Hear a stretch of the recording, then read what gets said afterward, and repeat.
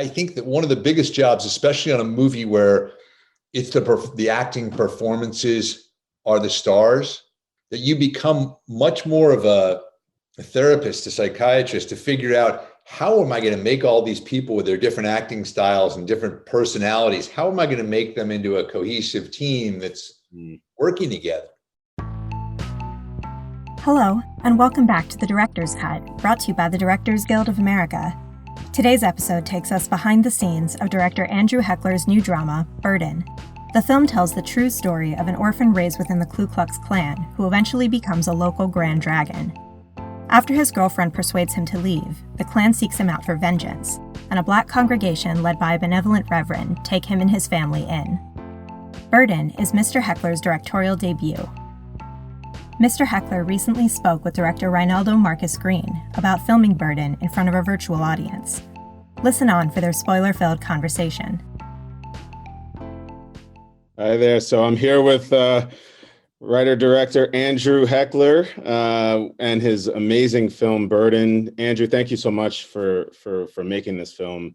I was able to watch it, and honestly, I was blown away by it. You know, filmmaker to filmmaker, no BS. It's a really incredible film, and for it to be your first film is really special. So I'm just so happy to be moderating this. I want you to have as much time on the floor as possible. I know nobody's out there able to ask questions, so I'll try to ask as many as I can, and we can cover a lot of ground. I'll start with, obviously how you came to make this film. I believe you started the research in 1998 or 1999. So it's been a long time coming. And then the film premiered at Sundance in 2018. So if you could just walk us through, what made you want to tell the film, and how did you end up actually, getting the financing to make the movie? Well, yeah, thanks. First, I want to thank the DGA for having us. And, I want to thank you personally. We were at Sundance together, and this means a lot to me for you to moderate this with me, and it'll be fun. Sometimes, people say don't never give up, and, it can happen. And I found this story in a blurb in a newspaper, literally a blurb in a newspaper, a South Carolina newspaper in 1997 when it was happening. And I was lucky enough to have been befriended Billy Bob Thornton at the time. And Billy used to always say, problem with Hollywood movies is guys sit in their offices in Burbank, look out the window and imagine what life can be like. Because you got to get out of that office. You got to go down there. You got to see what's going on. So that was ringing in my ear. And I picked up the phone and I called the real guy, the Reverend David Kennedy. And I said, hey, I'd like to come down and check you guys out and research the story. And he goes, well, it's a free country. Why don't you come on down? So I drove down there. And I spent the first time about 2 weeks, mostly with the church, driving the town, hanging out, and really getting to know the place where this took place. And it was pretty raw. I mean, it just had happened. Subsequently, I went down a bunch more times, even, somewhat infiltrating the Klan and getting to know those guys so I could have both sides of the truth, both sides of the story, and not have it just be, from a Northerner preachy perspective or from a one side or the other preachy perspective. I wanted to know, and get under their skin and figure out what's going on underneath the hood. My whole MO as a filmmaker, but especially in this one, it taught me a lot. It was, you take the hood off the Klansman and there's a person under there. Who is that person and how could they get here? So, I really got in there, and a lot of the stuff that's in the movie, the grays, it wasn't just a black and white movie. The grays come from spending the time with the people, getting to know them. What do they do for a living? What do they do every day? Who are they? How do they think? In fact, it was a great man, Clarence Simpson. Now he's Reverend Clarence Simpson, who was down there, who was played by Usher in the movie. Loosely based on Usher, loosely based on Clarence. He was the one who said to me, I feel sorry for them boys. And he was talking about the Klan. Mm-hmm. And I said, what are you talking about? Mm. And he said, well, poor, black, male, Southern, supposed to be. Poor, Southern, male, white, ain't supposed to be. He goes, they're, I feel sorry for them. They're treated more poorly than we are, which was eye-opening. Now, I never would have thought that or conceived of that idea unless I had spent time down there and put in the time and effort. And so the movie was actually coming together very quickly. I wrote a treatment. An actor, a partner of mine, Aaron Eckhart, great guy, great actor. He jumped into it, wanted to play Mike Burden. This is in 1999, 2000. We attached a young director who was amazing named Catherine Hardwick, and off we went to Paramount Studios, where they said, this is too much talent to not do this movie. And needless to say, it fell apart. We reassembled the pieces. Everybody jumped away from the movie. And a friend of mine, a young producer, who is an amazing, amazing person, we'll get into her more later, Robbie Brenner, was going to produce another movie of mine that I had written. And we were talking, she said, well, whatever happened to Burden? I said, it fell apart, it's free. She's like, no one's on the movie? I'm like, no one. I'm going to direct it, maybe, I don't know. And she said, well, if no one's on it, I want to come on. And that was around 2004, 2005. We put the pieces together all again. And a young up and coming actor named Channing Tatum was going to play Mike Burden. We had Woody Harrelson was playing Tom Griffin. We had Michelle Monaghan playing Judy. And we had a little known actor named Forrest Whitaker attach himself in 2006 to play the Reverend Kennedy. He was on his way to win an Academy Award that year. And so off we went. Now that movie fell apart again. And I can tell you that the journey from that moment when it fell apart again to 2016, I think we attached the entire cast of the Avengers as Mike Burden at some point. And I'm not exaggerating. We had Chris Evans twice. We had Chris Hemsworth. We had Jeremy Renner. Mark dallied around it a little bit. We had everybody. But what I had was Robbie Brenner. I had a fierce, independent producer who just wouldn't let this movie go. And, she had made Dallas Buyers Club, another movie that was written in 1999, I think. And it took her a good 12 years to make that movie. And when she got nominated for an Academy Award, the first thing that happened was my phone rang. I said, what's up? She goes, you're next. Let's make Burden. And it was, she raised the money. I mean, this is independent filmmaking. This is labor of love 101, but it's hard because no one seems to be studying anymore. And I mean that, like, there's very few people like her out there in the world. Robbie rolled up her sleeves, started raising money. But I mean, to the point where every morning on set, she's in the trailer still raising money. She jumped into this thing without having all the money. Like, we greenlit the movie, we were shooting, and she was still raising money every day. So I owe it, I pretty much, as a director, as a writer, director, as an artist, man, if you can find your Robbie Brenner, you hold on to her and you don't let her go, because, that's worth your weight in gold. So that's how the movie eventually got made and took so long, is because I just had a champion who never gave up. Wow. Well, look, we're happy that you stuck with it as long as you did. And the story that you have to make it, I know, is part of the story in sort of releasing the movie. So we'll get to that. But I want to talk to the cast that you ended up with, which is phenomenal. And knowing all those people and having seen your movie, I think you made the right choice in waiting. And right. And sometimes that happens, as I'm sure. And I'd love you to talk about, how you came to cast the film, why these folks, and how it was working with such, obviously Forrest now as a Academy Award winner, Usher, Garrett, Andrea, so you've got, Tom, you have so many folks that are so talented in this movie. The performance is so rich. So I'd love to you talk a little bit about the casting, how you came up with this ensemble. Yeah, I mean, sometimes they say what, necessity is the mother of invention. And when, again, I go back to Robbie Brenner. She greenlit the movie. She called Brad Slater and said, we're going to do the movie. Is Forrest available? Does he still want to do it? And Forrest did. I think when Forrest signed on in 2006, he didn't think he'd have to wait 10 years to play the role. But he was, a huge champion and stayed with the movie, and he became the anchor. And he had a window of availability. I think it was, I think he had like a month available between shooting the Steve McQueen movie, I think it was Widows, and playing Desmond Tutu. I see.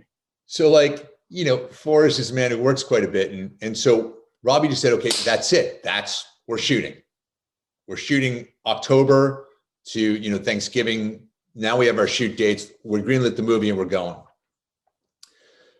When I was working with Channing, believe it or not, in 2006, our idea, and I was a very different person back then, I had one kid, was to get a trailer near where he had family in Arkansas, up in the hills of Arkansas, and spend a month there.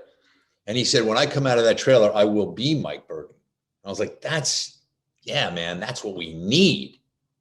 So that was my vision. That was my method. That's what I was going to do.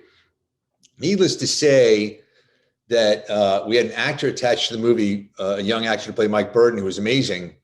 And we couldn't get an actor to play Tom Griffin. It was 2016. We were leading up to the presidential election. Nobody wanted to play Klansman. And I mean, nobody. To the point where I actually got personal emails and I started emailing actors of note, big actors, who were like, I don't know who you are. I appreciate your passion, but please leave me the fuck. I'm not playing that guy. I don't want it. I hounded Jeff Bridges for a long time. And he was, and Ed Harris, countless people. So finally, we're getting near, the date of the movie we're supposed to shoot. And I finally we get it to Tom Wilkinson. It was my idea. I thought, I definitely don't want to cast a bad guy as the bad guy. Mm-hmm. I want to make, the audience work for it. I want to make the story work for it. I want him to be a good guy. Yeah. And Tom is, Tom seems like a good guy. And in fact, there were times when, thankfully, when we did the movie, I kept reminding them every day, all the Klansmen, every day, you are the high school heroes. You are the good guys. You are the prom king and queen. I do not want to see anybody play a bad guy here. I want to understand you guys. So I don't want, and for lack of a better actor, because there's no one who plays bad like, James Woods can play bad, and he comes on the screen, you're like, oh, can't wait to see him be the bad guy. I don't want that. So when Tom signed on, we finally had the last piece of the puzzle. So we had Forrest against Tom, and my wife even said, are you happy? I said, I'm measured. And sure enough, we called the lead actor and he had taken another movie. He was like, I just didn't think you guys would have it together. Long and the short, we had Tom, we had Forrest. I was dabbling with a young unknown entertainer named Usher to play Clarence. And we had no Mike and Judy. Mm. So Andrea knew her agent and also her manager, and they sent me a bunch of materials, and I watched them and I was like, oh my God. I mean, she's out of hand. And she's outstanding. I mean, she's just, she gets into a character and there's no trace of her. Mm. The woman I met when we cast, her by Zoom, and it was quick. Mm. I picked her up at the airport and I took her right to Judy Burden, the real one. So we spent 2 days getting to know each other and Judy Burden. In the middle of me in prep, I drove and did that. But that woman that I introduced to Judy Burden and left became Judy. When she was on the set, she became that person that I left her with. It was uncanny. And then it's a long story, and I won't bore you guys with the whole thing, but no one would play. We couldn't get anybody to play Mike, and we'd already been down the road with Garrett, and they'd already passed on the movie for him. And Robbie knew him, and Robbie knew friends of his, and Robbie knew everything else. And so again, we submitted it again. She went around the world and got to Garrett, and everybody got to Garrett. And as the story goes, they're like, well, look, you just played a movie that has like racial Klan overtones, which was Mudbound. You can't do it again. And he goes, what, am I never going to play a soldier again? He goes, let me read the script. So he read it and he liked it. We are now, and I'm not kidding, Robbie and I aren't sleeping. We're a month away from day one shooting. We don't have Mike Burden. Now, if you remember, my idea was to spend a month in a trailer in Arkansas. I was prepping for this movie. Now I don't even have the character, and we're a month away from, roll camera. Wow. So Garrett reads the script. He likes it. He's really interested, needs to talk to me. But he's going on vacation to Italy on a motorcycle trip where he'll be unavailable. So they're like, you have to get on the phone with him. He's heading to the airport. Long story short is, I sat at the airport because I was going back to Atlanta to prep. I sat at the airport and missed 1, 2, 3, 4, 5 planes. I'm in the lounge waiting for this guy who's heading to the airport himself. And I finally get a text saying, sorry, ran late, jumped on the plane, we're taking off. Wow. So I get on my plane and I wrote him, this is for all you writer directors out there. I just started writing. And I wrote him a note from my heart about him, about the movie, about the role, about the importance of it. And it was long. I was just, it was Tom Cruise and Jerry Maguire kind of thing. And I pressed send so that I couldn't get it back. So I couldn't have cold feet and not send it. A couple of days later, I mean, this is how desperate we were. I'm in Atlanta. I'm in my office. I didn't want an assistant, so I got an intern from the local college. I was interviewing different interns from the colleges so I could give them a chance. And I'm sitting there with this girl, and all of a sudden the phone rings in the middle of this interview, and I pick it up and I go, hello. And I hear, hey, this is Garrett. And I look at her, I go, I gotta go. I went to the janitor closet because there was nowhere else to go. And this guy goes, hey, sorry, I'm sitting under an olive tree in Tuscany overlooking the Italian countryside, having a glass of Chianti, and I finally have a chance to call you. And I said, I'm having a very different experience. I'm in a janitor's closet. I'm 3.5 weeks away from shooting, and I don't have my lead actor. No one's sleeping. Anyway, long and the short is he signed on.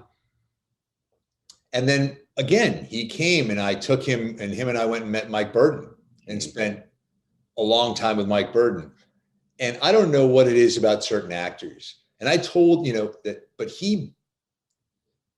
Mike Burden is a great guy now. I mean, I couldn't be prouder of the person he has become. Is he perfect? No. But he is, completely changed man. And I really respect him. And he's got an unbelievable relationship with his wife. But I took Garrett to meet them. And what happens is, what we think we know, and this is another thing, what we think we know about people, we have no clue. We can surmise all we want. And I mean this. But I went down there, and when Garrett and Mike went for a long walk so that Mike could share stuff, Mike's wife, who's one of the sweetest people I've ever met, told me her life story. And there's a level of abuse. There's a level of just abject neglect, abuse, physical, mental. I mean, it's torture. And she told me this as though she was reading a fairy tale. And then my ex-husband came and he beat the hell out of me in front of my 2-year-old baby. And then I had to take the baby. And it was unreal. And so that was brutal. And it was brutal for Garrett. And Garrett was sort of like, I don't even know if I can do this. And I said, throw it away. You're not playing Mike Burden. You're playing the character on the page as you understand him. But I said, trust me, you've now breathed him in, and that'll pay dividends. And again, Garrett was able to do that, and he breathed I was very lucky. But like Andrea, Garrett breathed in Mike Burden and sort of just became him.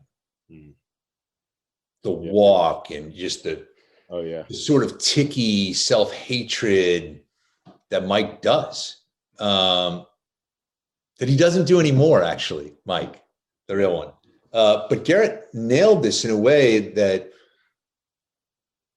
is uncanny. And if you ever, for all the people who said I don't believe what he did or whatever, you just have to go down there. You have to go down to small town America and see these guys. There were certain people, I'll never forget when I was very, very lucky and Jamie Foxx got to screen the movie. And he's from Texas and he's from this. And he said, the sound of the truck that you had and Garrett's performance, he goes, I don't think I've ever seen anything like it. He goes, I heard the truck and I got scared. He goes, that's the truck. And he goes, and Garrett is the guys that were, chasing us. So I couldn't have been luckier. And I mean lucky. They came, it was exactly what I wanted. They came with everything. And I pushed them even further. I can say, and we were talking about it before, I think that one of the biggest jobs, especially on a movie where it's the acting performances are the stars, the story and the performances are the stars, that you become much more of a therapist, a psychiatrist, to figure out, how am I going to make all these people with their different acting styles and different personalities, how am I going to make them into a cohesive team that's working together? Because they all were very, very different. Forrest is very introspective. He's, he sort of carries the weight of his character in his all through him. In fact, we had dinner the night he rapped. And when he showed up, the Reverend is a very heavy, tired man, chasing everybody. And Forrest showed up as like Forrest, and he was young again, and he was Forrest Whitaker, and he was cool. And I was like, holy shit, they said, rap, and he was him. Tom is a very British actor, that whole John Gielgud story, just try acting, son, that's Tom, and he can act just from one second to the next. You roll camera and he's ready. We had a roving second camera the whole shoot. I loved messing with Tom because he was, I loved Tom. We had such a good time, but anything we could try with Tom Wilkinson, I just figured, let's just try it.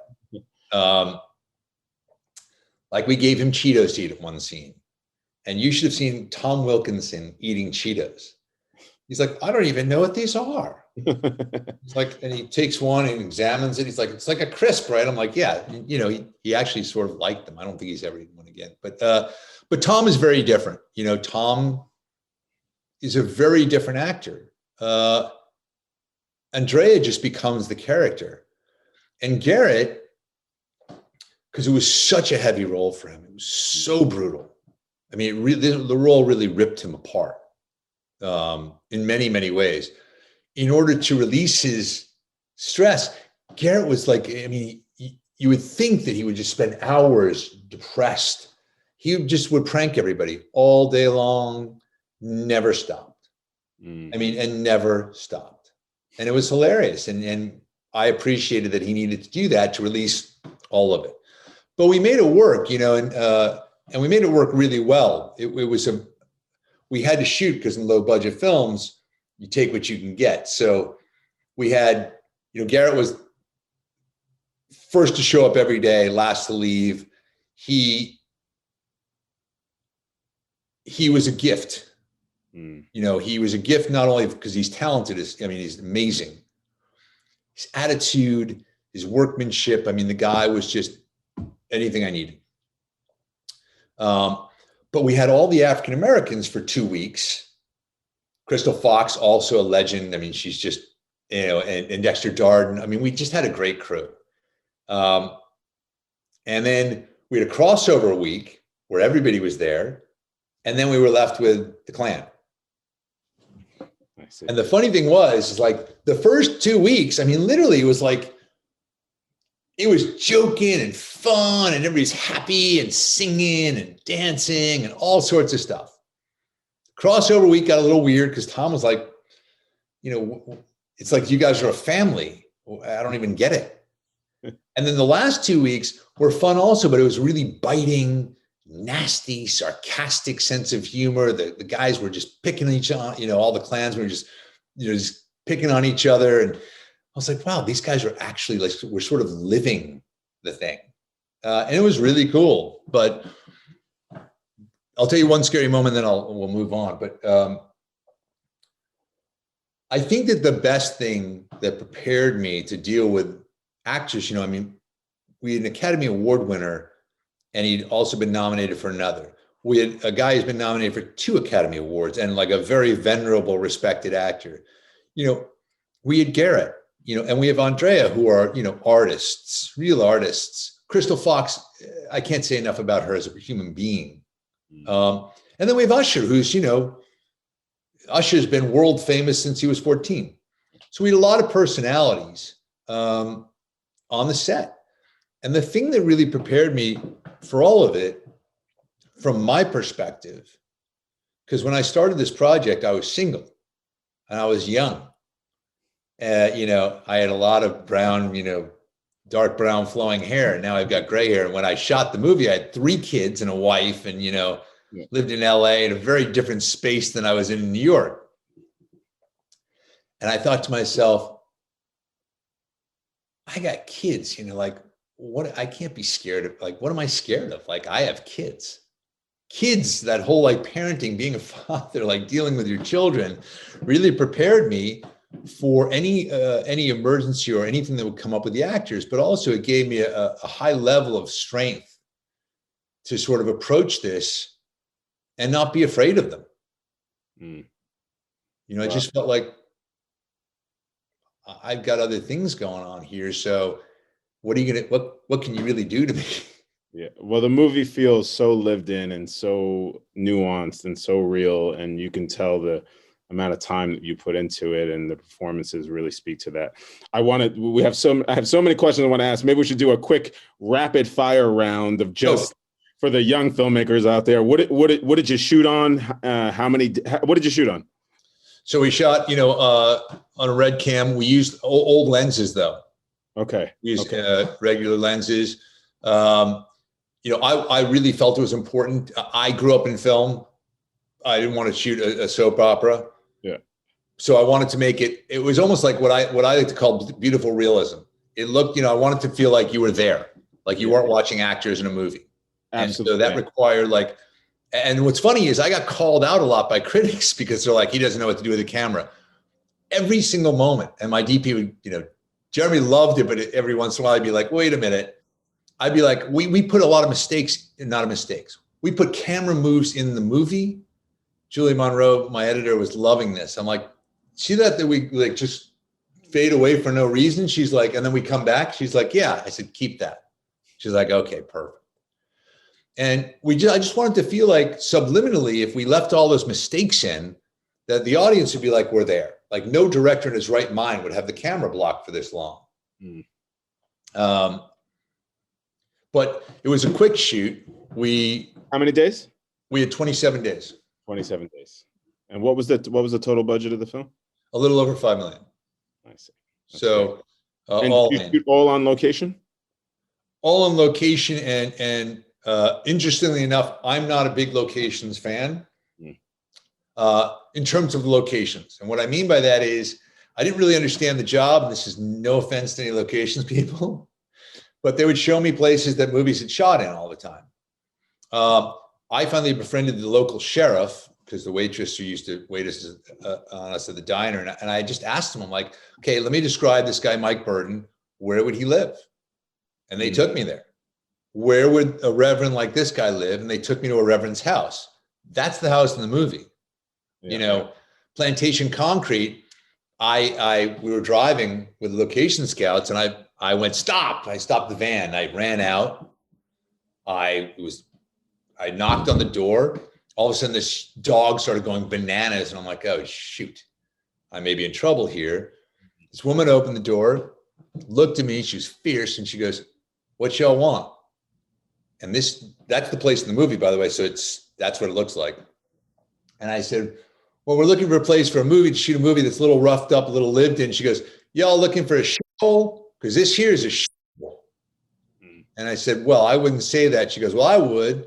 She goes, but if you want to rent it, you got to talk to Pappy. And this guy, I talked to this guy who was shirtless, and I thought he was going to shoot me, but they ended up being the most lovely people, and they couldn't have been better. She just, her husband, who was this great guy, I actually went on weekends with them to like local events. Like he worked at the municipal waterworks. And the one thing he said is, you can do anything you want here. I don't want to be, I just don't want to be involved. Mm-hmm. So of course we're shooting that day. And I said, can you do me a favor? Just sit over. I want you out of the way. Sit over there. And I sat him next to Tom, and we shot, and he's in the movie. That's great. That's great. We have time for, I would love to just talk about where the movie is, how we can find it. Obviously, I wish I could ask you 1,000 more questions, but tell us. It premiered. It won a jury prize, audience award at Sundance in 2018. It's now 2021. How can we find the film? What do you want most out of its release? And what's next? So you can find it on any streaming platform, Apple, Amazon, everything. It just was released on Showtime this weekend, so find it there. I mean, for me, basically, this is a movie that I think everybody needs to watch. It's not my story. It's a true story about what happens when you douse out hate with love. Unwavering faith, unwavering love, stay with it, and the hate dies away. If hate's a flame, love and everything else is, a warm, wet blanket that just puts it out. And these are real people. And so whenever I've been criticized for telling this story in this way, I always say the same thing. I didn't write it. This happened. This guy was a hardcore Klansman. This guy is a Black Baptist minister. This woman loved him. It all just happened. And now he's not a Klansman. That's the bottom line. He's not a Klansman anymore. So how many times, people ask me this question, how many times do we have to forgive? No one's saying you have to forgive one time. Don't. Then we're still here. Try something different. Maybe we get to a different place. And right now, all we've been doing is yelling at each other for the last couple of years. Time to stop and go, okay, how do we put ourselves in their shoes? How can they maybe put themselves in our shoes? How can we talk and come together? And I wanted Burden always to be that kind of a conversation starter. Hey, I've had really intense, angry conversations about Burden, but they lead somewhere positive. So that, that's my message. It's what I hate to say, because I've used this quote quite a bit, and it's been used a ton in the last couple of weeks, but it's MLK. It really is. You can never turn an enemy into a friend through hate. You can only turn an enemy into a friend through love. That's the summary of it. And that's what the movie's about. Yeah, well, look, your film is more timely, as timely as I should say, now than it was when you made it. And I hope everyone gets a chance to see the film. I hope they're able to share it. Can you tell us a little bit about what you're doing next and what's next for you? Yeah, I've got. We were all ready to start greenlight a movie about the opioid crisis set in the deep West Virginia coal mine area. Showing the real story and the real victims of the story, and then mushrooming out to the bigger picture. It's a crazy movie but again, it's very much real. And then I'm actually working on a project. It's the first project that NASCAR has approved since Talladega Nights. Wow. And it's a family drama. Basically, it's somewhat loosely based on Henry IV set in the world of NASCAR. That's great. Well, we're excited to keep following your path. So grateful for you allowing me to moderate this and hear a little bit about your story. I know it took so many years to make and so many years to come out, but I'm so glad it's finally here. And I'm sure a lot of people will be hitting you up soon for you to direct their next movie. So we'll be looking out for you. Appreciate it, man. It was great to see you, and thank you so much. Thank you, DGA, and thank you personally. Likewise. Congratulations again. Appreciate it. All right. Bye. Thanks for listening to another DGA Q&A. If you'd like to hear more, The Director's Cut is available wherever you listen to podcasts. Stay tuned in the coming weeks as we bring you discussions of films from Ramin Barani, Eliza Hittman, and Sam Levinson. And be sure to subscribe, rate, and review. We'd love to hear your feedback, and you can help fellow film buffs find the show. Thanks again for listening, and we'll see you next time. This podcast is produced by the Directors Guild of America. Music is by Dan Wally.